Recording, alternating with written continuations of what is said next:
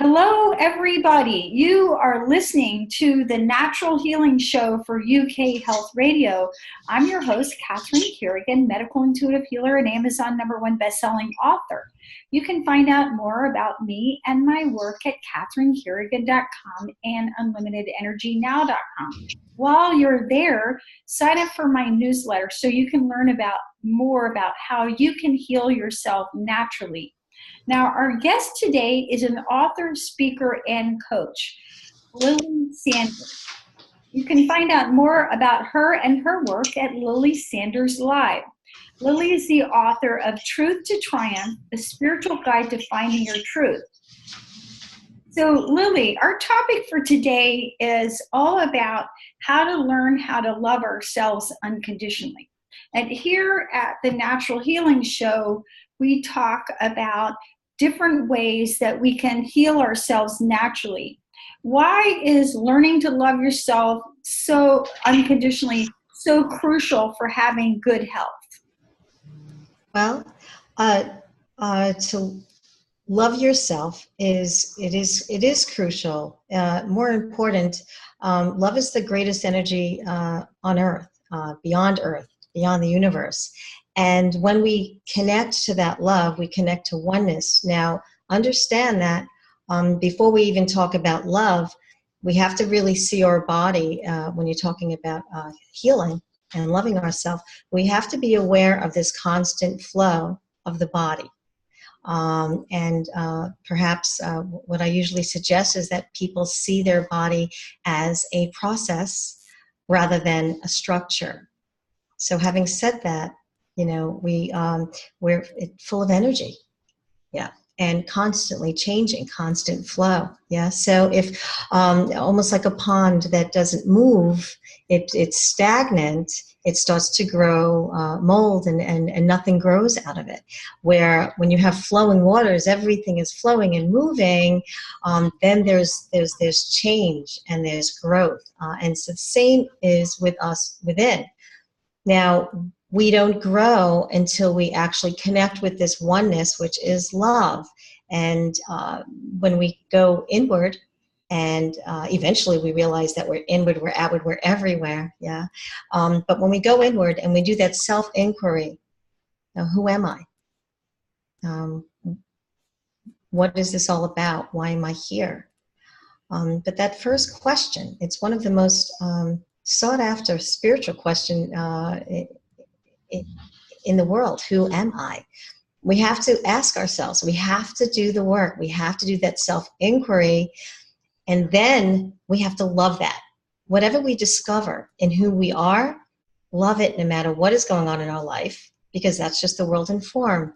Whatever is going on in our life has nothing to do with who we are and our purpose here. So that is that inner child that we want to love, and we want to almost like a matrimony, if you will, between you and your inner child, and connect that to oneness.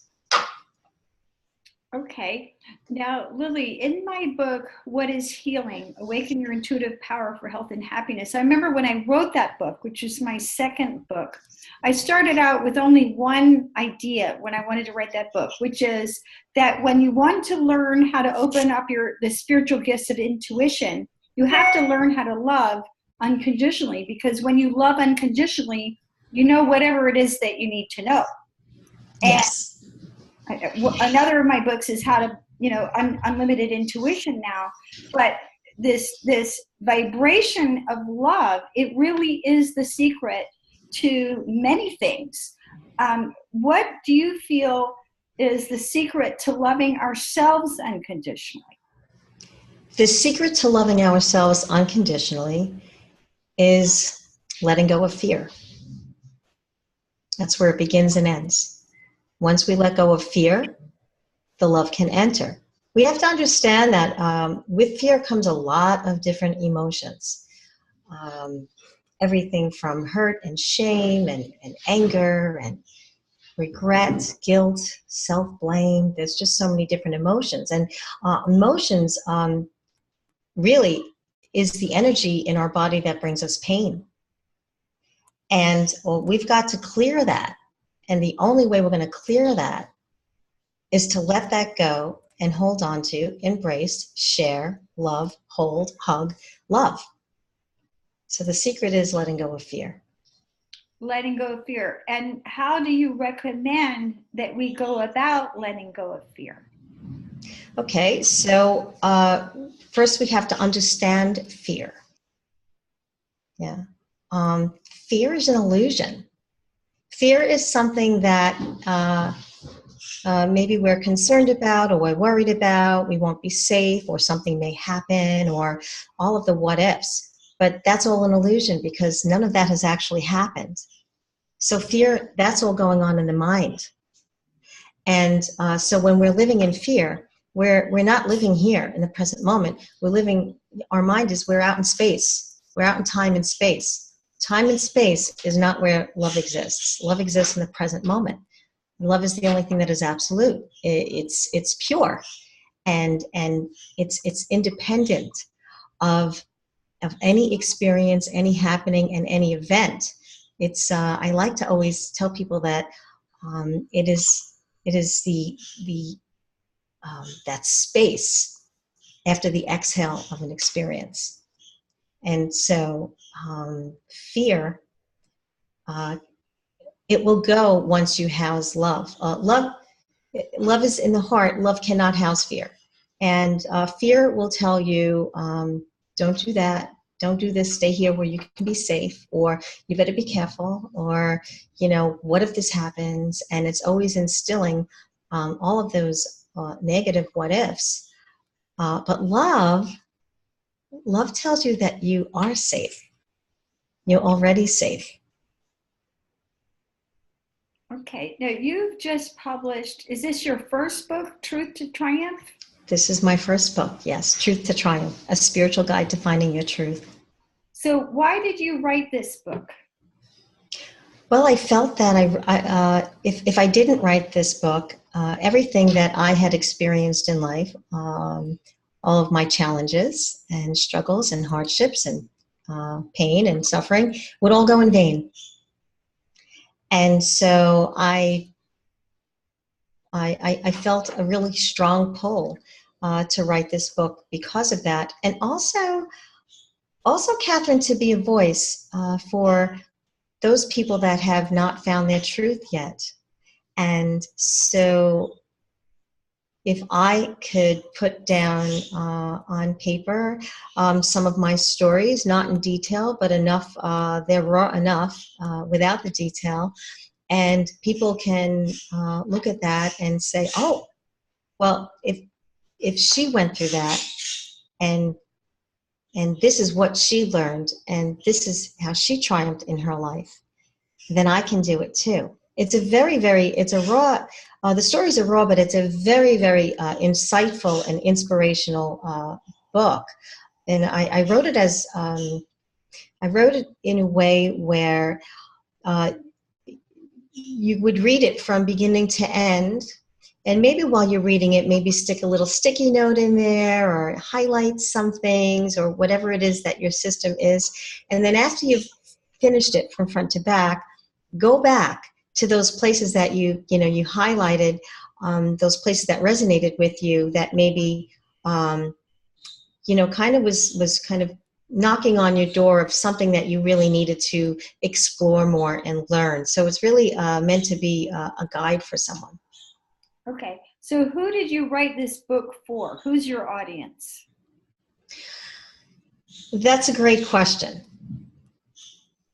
Because of the stories that I put in there, it definitely expresses some of the pain and the suffering that I went through. Now,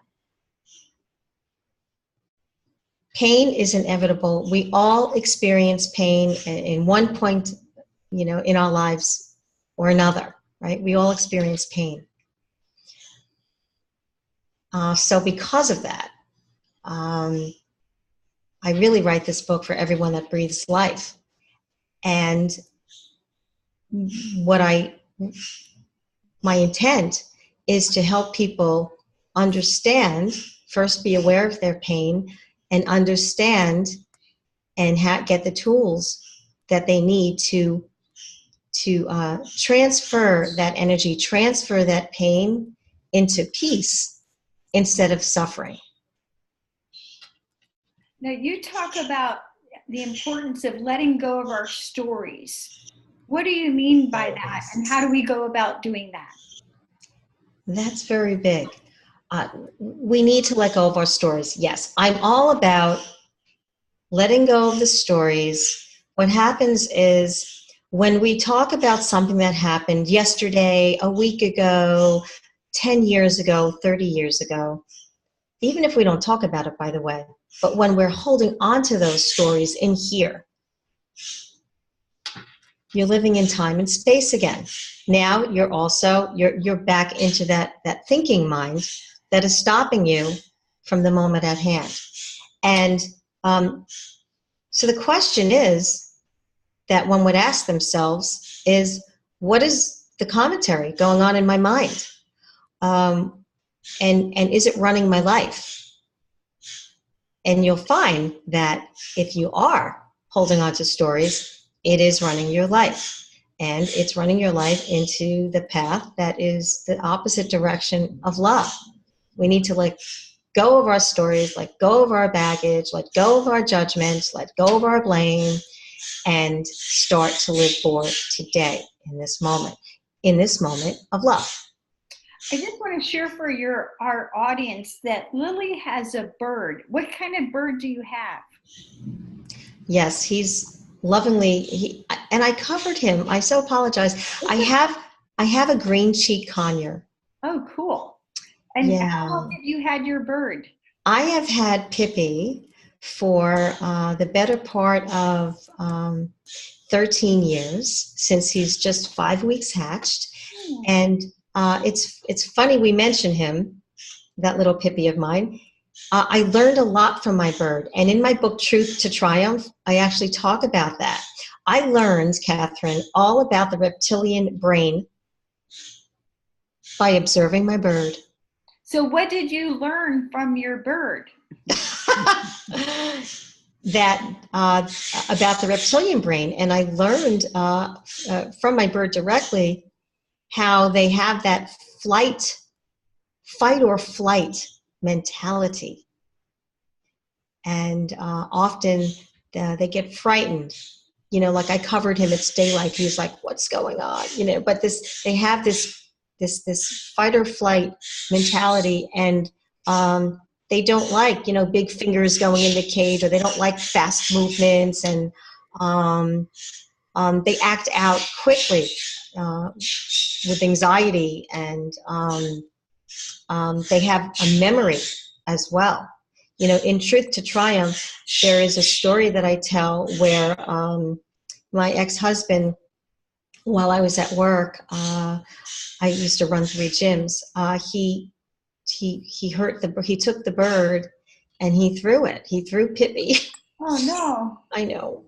And when I came home, my son said, Daddy threw Pippi into the dishwasher, and I was like, well, I went into the room where we normally keep Pippi at the time, and he was way in the back of his cage, unresponsive, afraid. He was pecking. He was like, and it took me, I used to take him out every day, a couple of times a day. It took him a few months to actually trust even me. So it didn't matter who hurt him. He was, so that's a real reptilian brain, where we put these walls up around us, and we do this as humans. And we can go years suffering and lonely, and blocking out love in our life from ourselves and from other people. Yeah, no, in this show, we're talking about how to love ourselves unconditionally. And these walls that you're talking about that we put up ourselves definitely keep that love out. And I know, as a medical intuitive healer, when I'm doing a medical intuitive reading, a lot of times I find broken heart, and I find that people's hearts are closed. And when your heart is closed, you're either punishing yourself or protecting yourself, or both. But back to your bird, it took him several months to learn how to trust again. Yes. So what had finally happened so that he could finally trust you again? Was it just time? Catherine, that's a great question. I just kept loving him, even if he would bite me. Just kept loving him. I was compassionate. I was slow in my actions. You know, I would, if he didn't want that day, the next day I would try again, and I would try again until he let down those walls, those barriers. Of course, he didn't like my ex-husband anymore, but he did, love me. And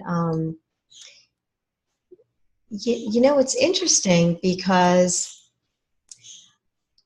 we do that to ourselves.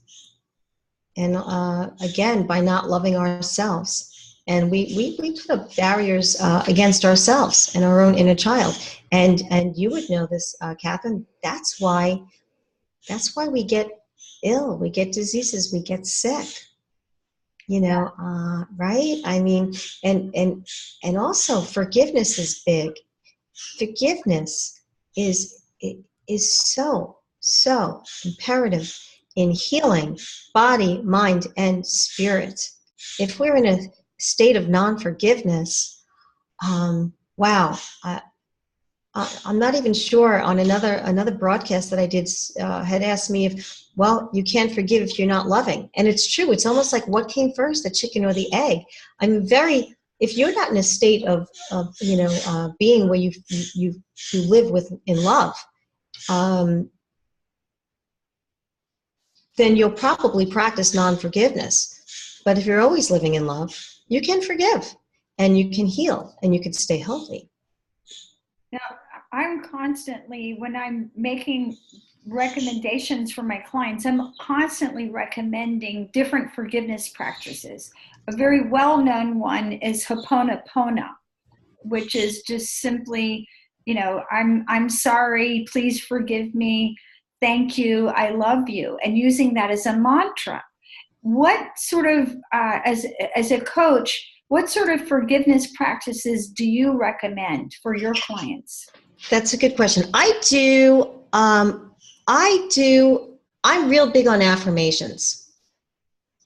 And in fact, for all of your viewers today, I am offering on my website a free ebook, which is called Soul Bread, Daily Affirmations That Feeds the Soul. And there's 12 affirmations. One of them is for forgiveness. And I'm going to actually read you exactly what it is. And it's one of the affirmations that I do with my clients all the time. And excuse me. Okay, so we've got love, judgment, regret, discipline, doubt, trust, surrender, transition, grief, forgiveness. So the affirmation that I use is, and I suggest people saying this affirmation a couple of times a day. The same affirmation. I always suggest focusing on one affirmation for the day, and then the next day you can do another one and another one and another one. And then you can always go back and return to the affirmations that you weren't really quite, not that you weren't resonating with it, but you really were not really putting it to practice. And so forgiveness. In this moment, I release all thoughts that are blocking the flow of love. Because remember, in the very beginning of our segment together, I was talking about us being aware of the constant flow of our total body. And in that constant flow must always be love.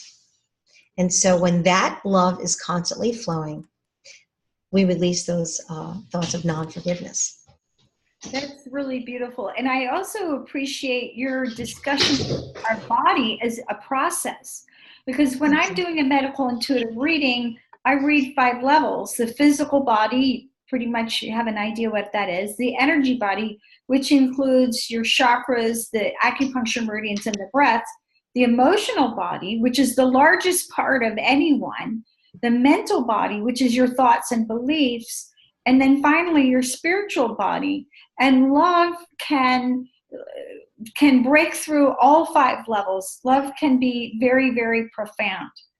Now, you work with your clients on their inner dialogue. How does our inner dialogue affect our life? Oh my goodness, every way. Well, as if your viewers don't know this by now, I'm sure that I'm just going to say that our inner dialogue and the mental dialogue that's going on in the mind, it can be a blessing or a curse. Like the commentary in the mind, it's either going to bring you into suffering, or it's going to bring you peace of mind. That's what peace of mind is. Peace of mind is the end of suffering, and acceptance of what is actually going on in the moment, on that very moment that of your awareness. And when you're coming to that acceptance, there is a sense of calm, if you will, and stillness. Be still and know. And that allows clarity, and clarity of the mind, and of the heart, and stillness of the heart. Now, in my work as a medical intuitive, I talk about how your soul controls your mind controls your emotions, your emotions control your energy, and your energy body controls the physical. So when we on our inner dialogue, whether it's by using positive affirmations or simply by observing what we're actually talking to ourselves about and the words that we're using and how we're saying, then this can affect your emotional state, your energy state, as well as your physical well-being. Now, you say that we should guard our thoughts. Can you elaborate on that and how you apply it to parenting? Yes. If you don't guard your thoughts, all of that negative, unloving narrative that you let in, it can really become the main source of the mental summary of yourself. It's that simple and true. Again, this is also suffering. This rings true also with our children. So when parents are acting out unconsciously in unconscious behavior in front of a child, or with their children, or with between spouses or partners, ex-spouses, with ex-mommies and ex-husbands and ex-wives, all of the above. They're teaching their children suffering rather than peace. They're teaching them suffering through experience instead of love through experience. We want to reverse that. We want to guard our thoughts so that we teach our children love through experience. Now, okay, so children, that's all they really want is love. And they want to feel safe, and they want to feel peace, have peace, and that's all adults want, for that matter, right? All we want is love, and we want peace. Who wants to feel fear and conflict and struggle? No one.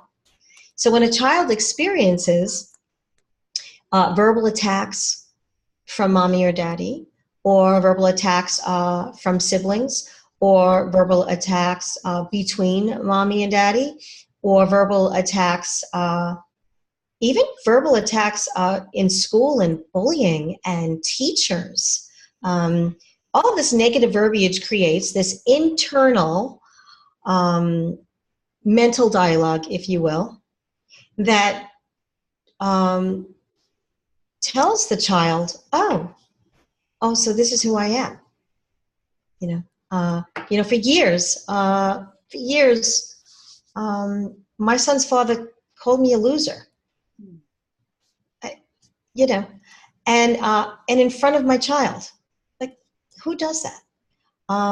People that are unconscious. Now, I'm not judging, But what I can do is teach people not to do that, because it took me years to let go of all that mental dialogue. Because after a while, what happens is you start to, go into these really bad feelings about yourself.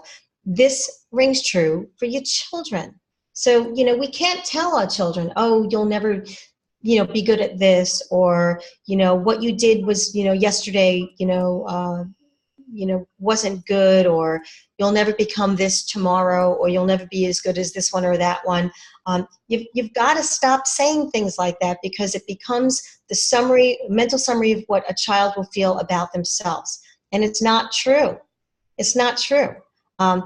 I want all the listeners to know, parents, children, teens, tweens, that you are an amazing, loving, beautiful, precious, important, significant person in the landscape of the universe, and you're loved.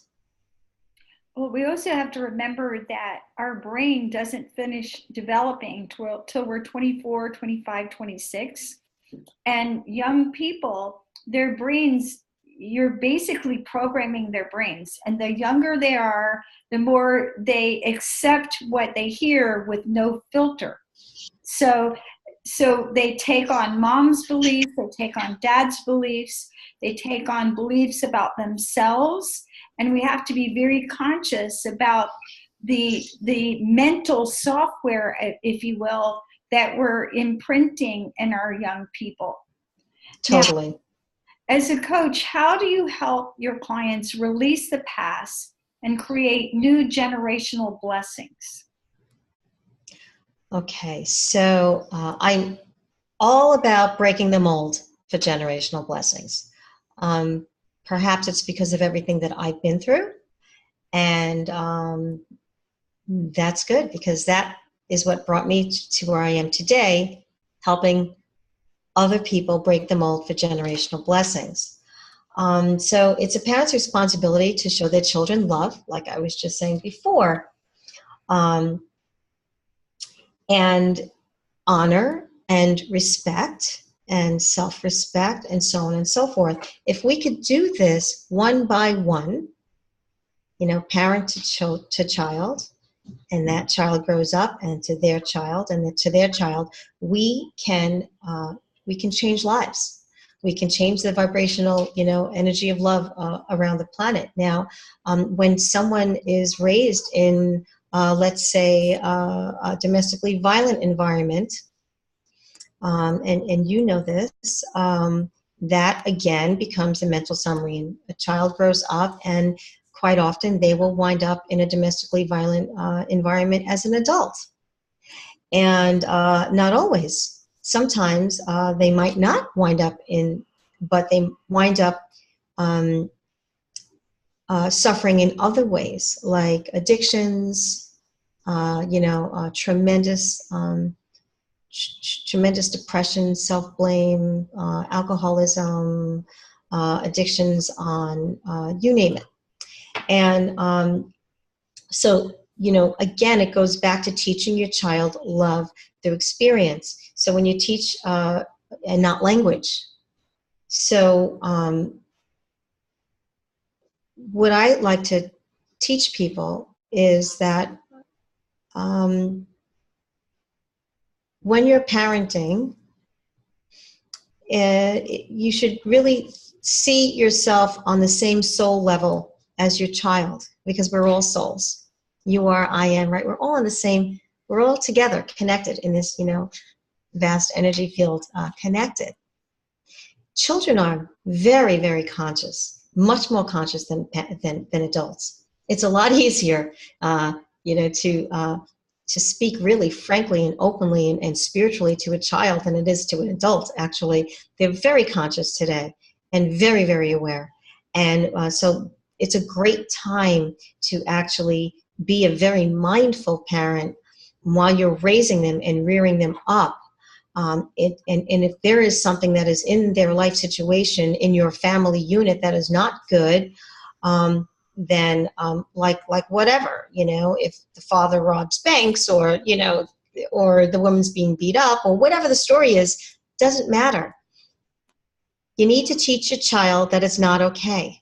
This behavior, although you've been growing up with this for a couple of years, now it's time to break the mold. Now it's time to say, no, this is not who I am. I am not my mother. I am not my father. I am not even my family name. I'm not my bank account. I'm not the car that I drive.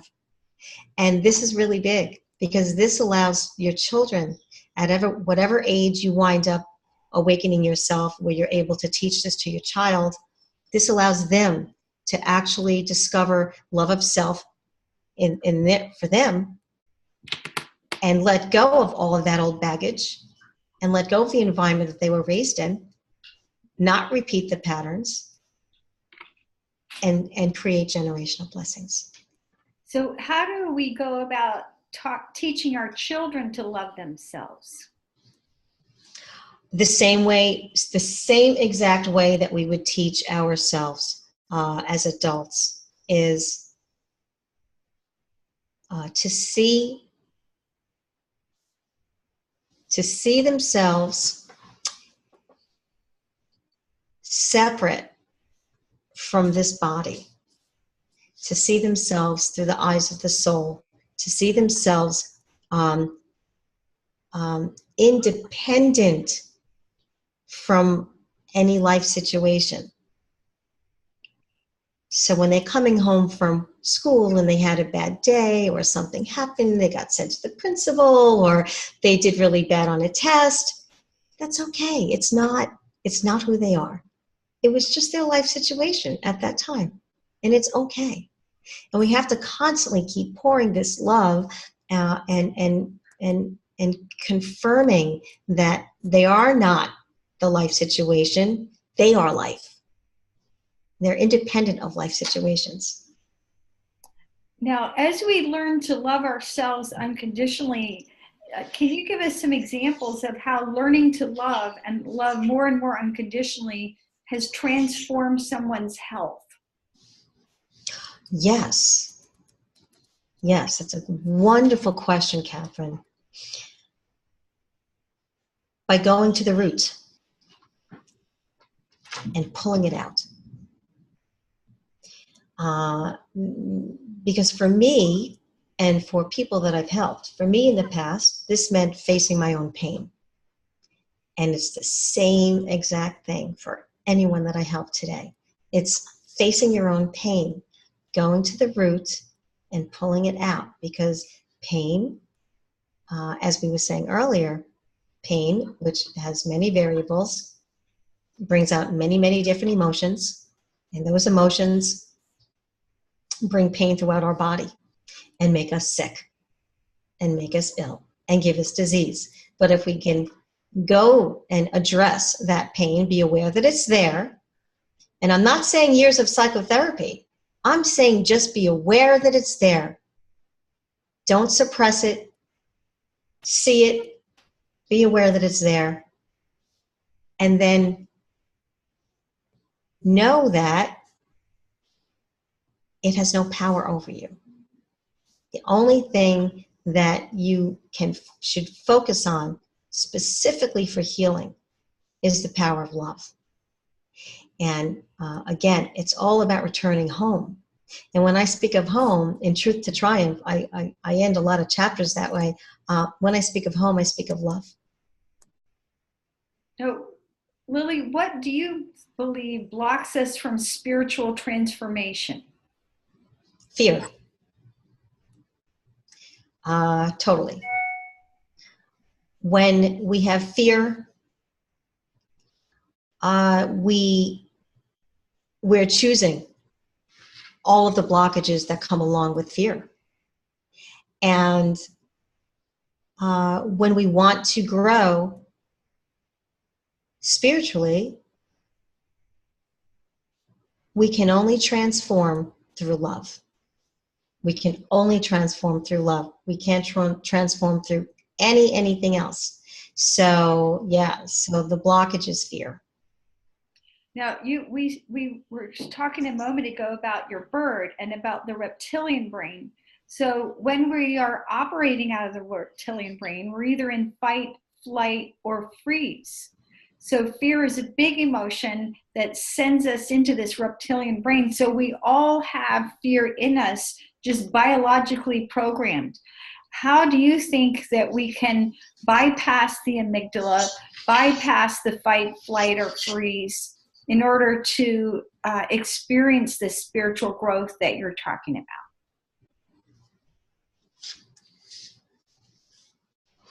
By not believing it.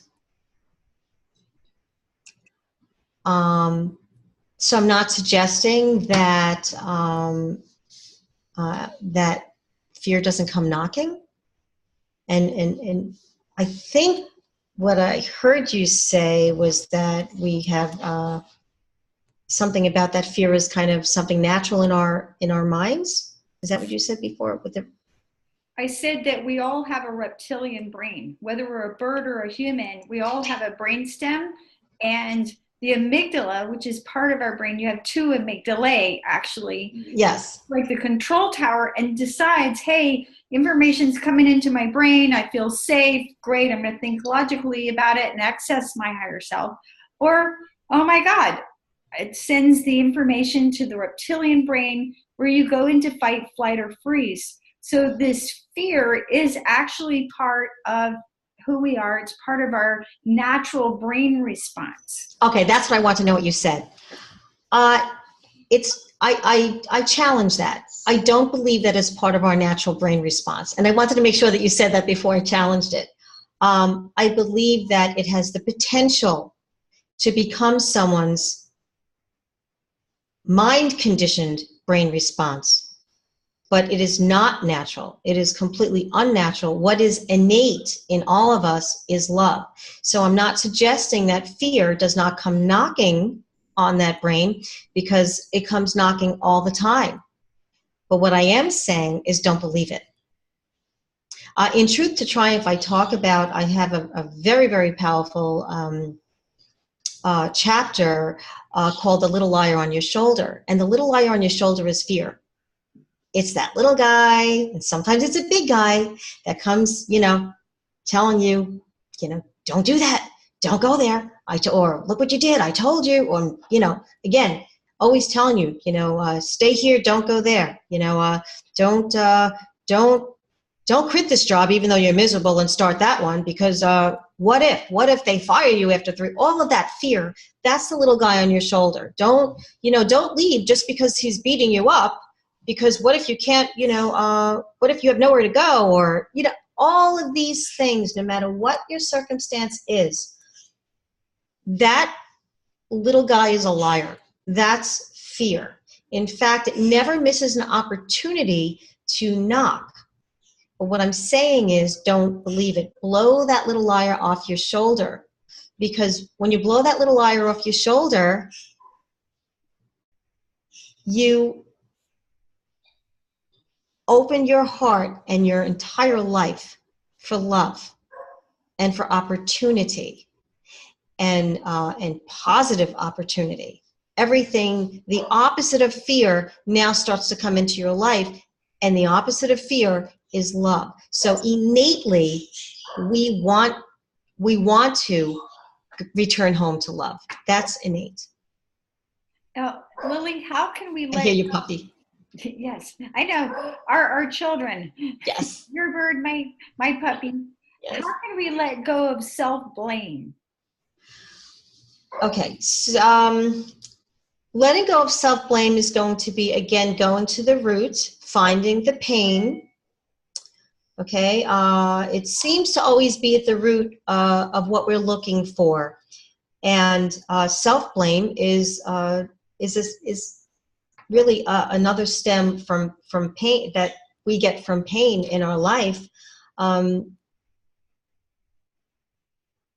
So when we look at a situation that maybe we're blaming ourselves for, something that happened yesterday or 20 years ago, if we look at that situation and again, drop the baggage, again, unload those unhappy stories, the self-blame goes with it. Because when we think about a situation of what you did at a specific time in your life, whether it's 10, 15 years ago, whenever, it doesn't matter. The reality is that that is the best that you could have done at the conscious level that you were at that time in your life. And it's okay. Let it go. Let it go. It's okay. The beauty of it is that you have grown from there to here. And if you haven't, you certainly should start now by opening up your heart to love and new things. If we didn't have challenge, we wouldn't have change. And if we didn't have change, we wouldn't evolve. Nor would the planet Earth. That's how evolution happens. And the same thing with us internally and spiritually. Now, Lily, if love is absolute and fear is an illusion, why do we lose ourselves in illusion? I talk about this a few times in my book, Truth to Triumph. I mention that we have known love all along, but we have forgotten it because of all the madness in our life situations, in the world around us. So to the extent that we forget who we are, that piece of divine, loving oneness in which we're all connected, we also forget love. And we start believing in illusion, which is fear. Fear is an illusion. It's something that hasn't happened. And so we either remember to act out in love or act out unlovingly. So we want to choose love and not fear. The goal for us, and I'd love all the listeners to understand that the goal for us always is to choose love and return home. When I speak of home, I speak of love, the heart. Lily, how can we reframe our minds to feel fulfilled and happy today instead of always looking for, I'll be happy maybe tomorrow? Yeah. So tomorrow is only made up of one substance. And that's time, right? Illusion. But when you think about this spiritually, tomorrow is truly made up of one substance, and that's the present moment. And what do I mean by that? So if you're managing everything in your life today, in the present moment, with love, with peace, with understanding, with compassion, with forgiveness, the best way that you can today, in the present moment, then you're setting yourself up or planning out your tomorrow. Because if you're doing that today, you will have that tomorrow.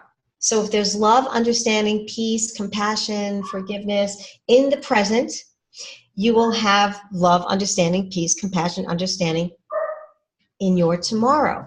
Don't seek. The biggest thing I write about and I talk about is don't seek fulfillment and happiness in things in the world of form. Because those things are all impermanent. They're going to come and they're going to go. Even happiness is impermanent. We actually have to practice happiness every day, mindfully. But what is permanent and what is absolute is love. And so the happiness in our life that we're. Yes, and Lily Sanders has been talking about her book. Her book is Truth to Triumph, A Spiritual Guide to Finding Your Truth by Lily Sanders. You can find out more about Lily Sanders and her work at Lily Sanders Live, lilysanders.live. So Lily, you talk about how we all have a crucifier. What is that, and how can it help us live our truth? Oh, the crucifier. Yes. So the crucifier is actually the last chapter in my book. And the crucifier is that one person in your life, in your past life, your life in past years, or past experiences, or even in your current life experiences now, that they seem to just never let up on you. They seem to have made this lifetime vow to bleed you out until one of you leaves this earth. That's your crucifier. And we all have someone like that. And for some of us, actually, it's someone none other than ourselves, right? Sometimes we crucify ourselves. And in my life, with my crucifier, it wound up really being nothing less than divine to me, because everything that has transpired with the crucifier in my life has really made me the integrated expression of love that I am today. You've been listening to Lily Sanders. Lily is an author, speaker, and coach. Again, you can find out more about her and her work at lilysanders.live. Her book is Truth to Triumph, a spiritual guide to finding your truth. This is Catherine Carrigan. You've been listening to the Natural Healing Show for UK Health Radio. I'm a medical intuitive healer, Amazon #1 best-selling author. You can find out more about me and my work at catherinecarrigan.com and unlimitedenergynow.com. While you're there, sign up for my newsletter. And remember, when you learn how to love yourself unconditionally, your health transforms, your inner peace transforms, your relationship with everyone around you transforms. Thanks so much for listening. We'll see you next time.